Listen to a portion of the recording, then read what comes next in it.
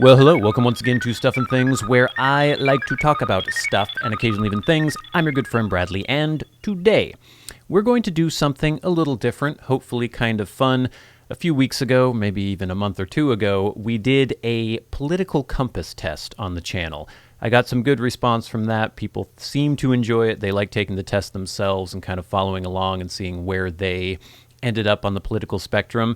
And some people have asked me to now take the Myers-Briggs type indicator test. So for those of you who don't know, this is sort of a personality test. I think I've taken it in the past before, but I don't really remember what I got or what any of it meant. The official Myers-Briggs test is $50 online, so I am not going to pay $50, but there is a free version. It is right here, 16personalities.com/free. Personality test. So I will show you this. You can see this on screen right now. If you want to take this test along with me and compare your results with mine, we can do that. That might be fun. But I just wanted to read a little bit from Wikipedia. It says, the Myers-Briggs Type Indicator is an introspective self-report questionnaire indicating different psychological preferences and how people perceive the world and make decisions. The tests attempt to assign 4 categories: introversion or extroversion, sensing or intuition, thinking or feeling, judging or perceiving. 1 letter from each category is taken to produce a 4-letter test result, like INFJ or ENFP. Most of the research supporting the MBTI's validity has been produced by the Center of Applications or Center for Applications of Psychological Type, an organization run by the Myers-Briggs Foundation and published in the center's own journal. Though the MBTI resembles some psychological theories, it has been criticized as pseudoscience and is not widely endorsed by academic researchers in the field. So this is just for fun. A lot of people seem to enjoy this test. A lot of people have taken this test. I've actually had people ask, like, what's your Myers-Briggs personality type? So we're going to take this. We'll see what happens. Maybe I'm a jerk. Maybe I'm a creep. This test will let me know. All right. So let's jump into this. We have the free personality test. Nearest Type Explorer. Complete the test, view detailed results, unlock your potential. All right, I guess I'm taking the test right now, right? Yes. Okay, first question. Let's get going here. You regularly make new friends. Well, with COVID and everything, no. Normally, I would say I'm pretty gregarious and I can make new friends, but not very often. You spend a lot of your free time exploring various random topics that pique your interest. Yes, very much so. Seeing other people cry can easily make you feel like you want to cry too. I mean, it depends on the situation and who's crying and why they're crying. If a little dog is lost and his young boy is crying, or the young boy who owns him is crying, it might make me want to cry. I'll say slightly disagree. You often make a backup plan for a backup plan. No. You usually stay calm even under a lot of pressure. Yeah. I'm almost really on the high end of agree, or I'm pretty calm. At social events, you rarely try to introduce yourself to new people and mostly talk to the ones you already know. No, I'd say I disagree with that. Next, you prefer... I wonder how long this is. Oh no, we're only 10%, so this could be a while, gang. You prefer... Yeah, come on, follow along. It might be fun if we all take this test together. You prefer to completely finish one project before starting another. Yeah, I mostly am into that. I'm going to go right there. You are very sentimental. I can be. Not all the time. This is a tough one. Is it a neutral response? I'm going to say right around there. You like to use organizing tools like schedules and lists. Not really. Even a small mistake can cause you to doubt your overall abilities and knowledge. No. You feel comfortable just walking up to someone you find interesting and striking up a conversation. Sure. You are not too interested in discussing various interpretations and analyses of creative work. I would disagree with that. Right around there, I'd say, maybe. All right, next. You are more inclined to follow your head than your heart. Probably. You usually prefer just doing what you feel like at any given moment instead of planning a particular daily routine. I would disagree with that. Not strongly, but I disagree. You rarely worry about whether you make a good impression on people you meet. I mean, I'm not completely insensitive to that, but I'd say slightly agree, rarely worry, more like mid-agree. You enjoy participating in group activities.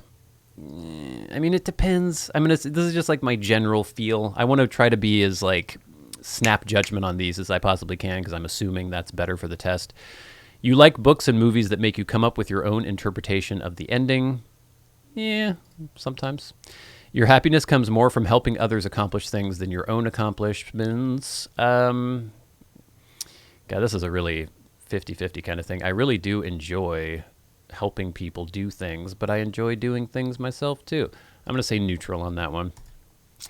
You are interested in so many things that you find it difficult to choose what to try next. Yes, that's between strongly and medium agree. I'm going to say that. You are prone to worrying about things that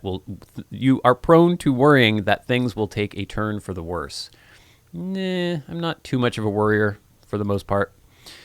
You avoid leadership roles in group settings. I would strongly disagree, or I will medium disagree. I'm not going to like thrust myself forward and say I must be in charge, but I kind of like being in charge.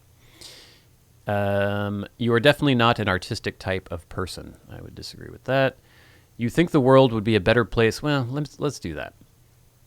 You think the world would be a better place if people relied more on rationality and less on their feelings. I would say yes to that. Rationality is a good thing. You prefer to do your chores before allowing yourself to relax. I think that's a good idea. I don't always accomplish that, but I'm going to say agree. All right, we're getting there. 40%. You enjoy watching people argue. I don't know. I guess it would depend on the argument. I'm going to say neutral on that. You tend to... is that neutral? I don't mind an argument necessarily. It can be awkward. It can be kind of embarrassing for the parties involved. I'm not going to say I enjoy it. I'm just going to say neutral. I don't dislike it necessarily.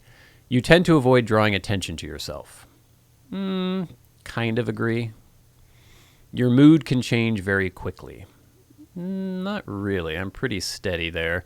You lose patience with people who are not as efficient as you. Yes, I do. You often end up doing things at the last possible moment. Disagree. Well, I'm going to disagree that much. Sometimes I can procrastinate a little bit. I'm better than I used to be. You have always been fascinated by the question of what, if anything, happens after death. Sure. I've always been fascinated by it. Yeah. I don't know. I guess that's my initial instinct is to press that big old circle, so I'm going to go with it.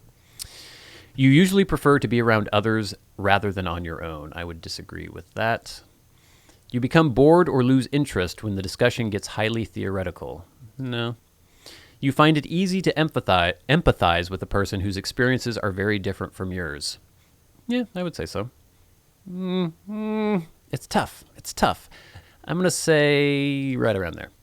You usually postpone finalizing decisions for as long as possible. I would disagree with that. Just right down the middle, disagree. You rarely second guess the choices that you have made. That's really 50-50. I would say I'm going to go neutral on that. After a long and exhausting week, a lively social event is just what you need. You know, I mean, this would change if I were still in my 20s. Maybe that would be, but now not so much. You enjoy going to art museums? Sure. Actually, I really like that. You often have a hard time understanding other people's feelings? No, I would say I disagree with that quite a bit. I usually understand what people are thinking. At least I think I do. You like to have a to-do list for every day? No. I have sort of an internal list, but I don't really make a list. Let me go there. You rarely feel insecure. Yeah. You avoid making phone calls. No. That's kind of a weird one. You often spend a lot of time trying to understand views that are very different from your own. Yes, I do. Very much so. Especially lately. All right, we're at 70%. We're getting close. How much time? We've done like 10:30 so far, so we're not too bad.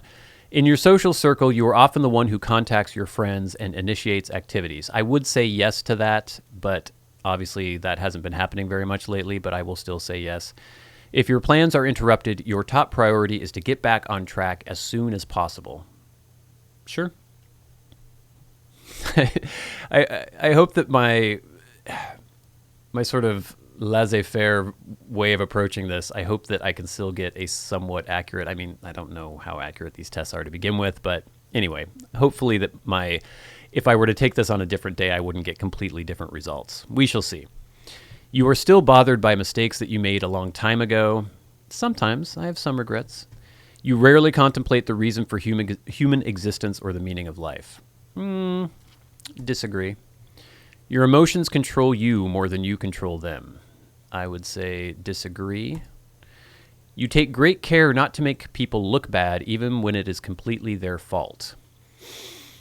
I try to avoid causing embarrassment to other people, so if there is a nice way of deflecting that, then I will probably do it. But if something needs to be, hashed out or taken care of, I will do that as well, but I try to be tactful, so I'll say, slightly agree. Okay, your personal work style is closer to spontaneous bursts of energy than organized and consistent efforts. Man,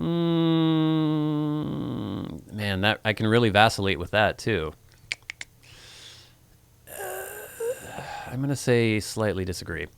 When someone thinks highly of you, you wonder how long it will take them to feel disappointed in you. No, I would disagree with that.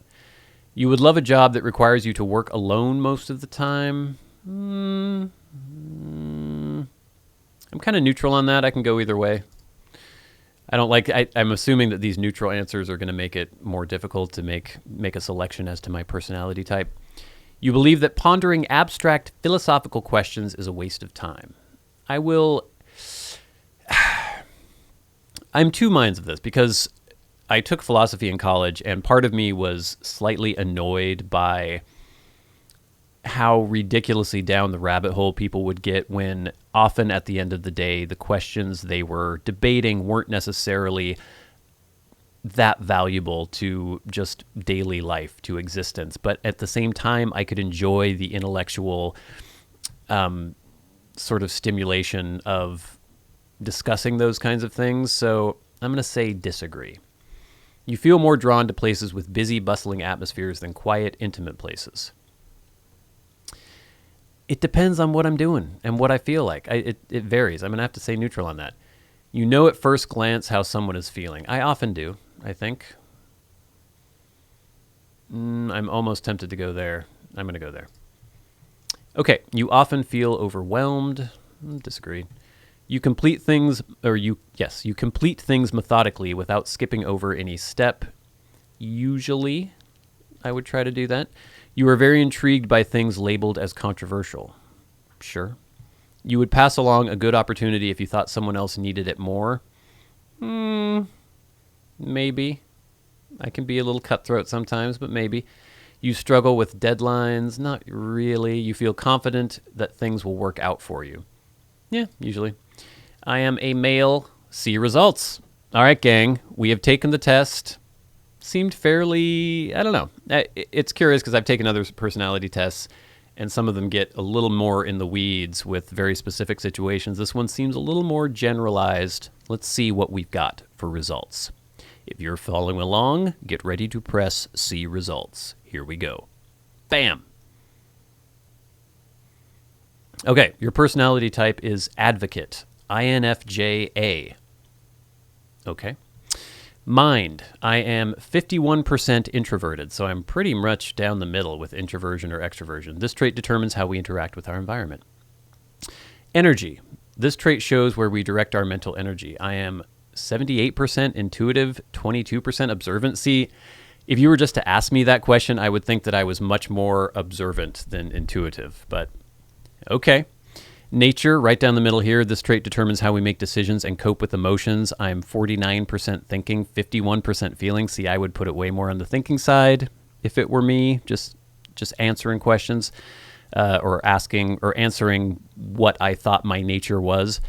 Tactics, this trait reflects your approach to work planning and decision making. 65% judging, 35% prospecting. Okay, interesting. This trait underpins all others, identity, showing how confident we are in our abilities and decisions. I am 76% assertive, 24% turbulent. So start reading. Okay. Copy of your results. No, thank you. Introduction. All right. So treat people as if they were what they ought to be, and you help them to become what they are capable of being. Johann Wolfgang von Goethe. Advocates are the rarest personality type of all, so I'm an advocate. Okay. Rarest personality type of all. Still, advocates leave their mark on the world. They have a deep sense of idealism and integrity, but they aren't idle dreamers. They take concrete steps to realize their goals and make a lasting impact. I don't know how much of an impact I've made, but okay. Advocates' unique combination of personality traits make them complex and quite versatile. For example, advocates can speak with great passion and conviction, especially when standing up for their ideals. Yeah, maybe. At other times, however, they may choose to be soft-spoken and understated, preferring to keep the peace rather than challenge others. I guess, I mean, it's sort of like when you get your fortune told or, you know, someone does your star chart or something. Some of these things seem so vague and general that it's like, oh yeah, that could apply to me. Standing up for what's right. Advocates generally strive to do what's right, and they want to help create a world where others do the right thing as well. People with this personality type may feel called to use their strengths, including creativity, imagination, and sensitivity, to uplift others and spread compassion. Concepts like egalitarianism and karma can mean a great deal to advocates. I'm very passionate about the idea of fairness and justice. So I think that could work for me, but I don't necessarily agree with the mainstream or currently mainstream idea of what leads to justice and fairness, but I don't think we need to get into the weeds with that. Advocates may see helping others as their purpose in life. I don't know if I go quite that far for me. They are troubled by injustice, yeah, and they typically care more about altruism than personal gain. About 50-50 there. As a result, advocates tend to step in when they see someone facing unfairness or hardship. Yeah, I'll get involved. Many people with this personality type also aspire to fix society's deeper problems in the hope that unfairness and hardship can become things of the past. Connecting with others and themselves. Advocates may be reserved, but they communicate in a way that is warm and sensitive. This emotional honesty and insight can make a powerful impression on the people around them. See, I don't know. I don't know how much I'm actually vibing with this here. I don't know if that really describes me. I mean, not to be down on myself or anything, but I don't know. Advocates value deep, authentic relationships with others, and they tend to take great care with other people's feelings. See, I think some people would describe me as a bit brash sometimes, or maybe people would think that I'm uncaring. I do care about other people's feelings, but I can be kind of stone-faced or stone-walled sometimes. I can be very warm with certain people, but I don't know. We'll see. That said, these personalities also need to prioritize reconnecting with themselves. Advocates need to take some time alone now and then to decompress, recharge, and process their thoughts and feelings. Okay, there's a lot of stuff going on here. Strengths and weaknesses. Martin Luther King, Nelson Mandela, Mother Teresa, Marie Kondo are advocates you may know. I don't think I'm quite standing shoulder to shoulder with those guys and women. Strengths and weaknesses. Let's just kind of zip through some of these. Advocate strengths. Creative, insightful, principled, yeah, passionate, all right, altruistic. Weaknesses. Sensitive to criticism. I am not sensitive to criticism at all. As I joke, I'm not. Like, it's really hard to offend me. Reluctant to open up. Perfectionist. Yeah, kind of. Avoiding the ordinary. Not necessarily. Prone to burnout. I don't know about that either. Romantic relationships. Advocates tend to it can take time for advocates to find a compatible partner. I mean, it took me a long time. Okay, yeah, that's fine. Yeah, okay. I want to see more friendships. Advocates have a deep desire for authenticity and sincerity in everything they do. Yeah, I don't know. This is a little more idealized than I think could describe me, but, you know. Let's see. Loyalty and authenticity, parenthood, career paths, workplace habits. Let's skip past parenthood. Let's go to career paths. Advocates tend to seek a career path that aligns with their values rather than one that offers status and material gain. Fortunately, people with this personality type are able to find work that suits them in just about any field. Truth, beauty, purpose. Okay, workplace habits. Advocates have specific needs. They want to know that their work helps people. Yeah, I don't know. They're really jumping into this advocacy thing. And even though I think there may be aspects of my personality that would relate to this, I don't know. What about advocate colleagues, advocate managers? Advocates may dislike wielding their power. These personalities prefer to see those who work under them as equals. That's not my management style. I am definitely in charge when I'm in charge. I'm not a tyrant or anything, but I do. Well, there is some egalitarianism that leaks into my managerial style. But I definitely want I want it to be known that there is one person in charge. It doesn't mean that person is a dictator, but I think things run more smoothly when that's the case. And when someone has to make a decision, that decision is made. But I'm fair. I think I'm fair. Let's see. Conclusion. Few personality types are as passionate and enigmatic as advocates. See, I just don't know that this describes me that well. As someone with this personality type, you stand out for your imagination, your compassion, your integrity, and your deeply held principles. Unlike many other idealistic types, however, you are also capable of turning your ideas into plans and executing them.